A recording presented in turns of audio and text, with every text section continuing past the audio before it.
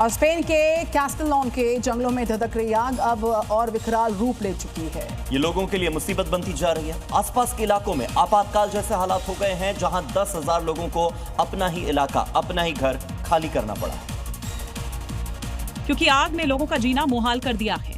इन तस्वीरों को देखिए। जंगलों में लगी ये भयानक आग हजारों एकड़ जमीन साफ कर चुकी है। वाइल्ड फायर इतनी भीषण है कि काफी ऊंचाई तक इसका धुआं उठते हुए देखा जा सकता है।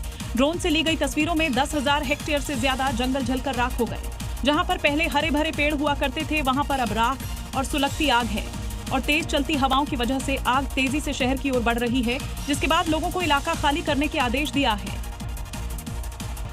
ऐसे कई देश हैं जहां पर जंगल की आग ने लोगों की परेशानी बढ़ा रखी है। अमेरिका से लेकर इंग्लैंड तक के जंगलों में इस वक्त आग धधक रही है। जंगल की आग की वजह से लोग अपने ही घरों को छोड़ने के लिए मजबूर हो गए। दुनिया भर में कई देश जंगल की आग से परेशान हैं। आग की वजह से धरती पर बड़े हिस्से में जंगल का सफाया हो रहा है। पिछले कुछ महीनों से लगातार जंगल में आग की खबरें आ रही हैं। ये तस्वीरें दक्षिणी इंग्लैंड के सफोक तट की हैं, जहां जंगल की आग ने रिहायशी इलाकों का रुख कर लिया है। जंगल में आग की वजह से हजारों एकड़ जंगल राख हो चुका है।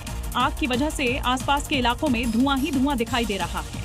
दमकल विभाग की कर्मी लगातार आग पर काबू पाने की कोशिश कर रहे हैं, लेकिन आग पर काबू पाना मुमकिन नहीं हो पा रहा। सफोक तट पर लगी जंगल की आग पर पानी गिराने के लिए फायर फाइटिंग हेलीकॉप्टर की मदद ले रहे हैं। खबर अब फ्रांस से है, जहां जंगल में लगी आग पर काबू पाने के लिए सेना पूरी जोर आजमाइश कर रही है। हेलीकॉप्टर से पानी और केमिकल का छिड़काव हो रहा है ताकि आग किसी तरह कंट्रोल में आ पाए। लेकिन समय के साथ आग और विकराल होती जा रही है। देखिए कैसे हेलीकॉप्टर की मदद से आग पर केमिकल का छिड़काव किया जा रहा है, जिसके बाद थोड़ी देर के लिए आग काबू में होती है, फिर पहले की तरह ही भड़क उठती है।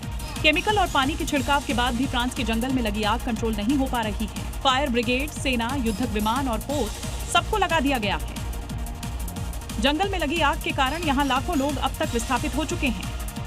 सरकार की कोशिश है कि इस आग को जल्द से जल्द काबू में किया जा सके।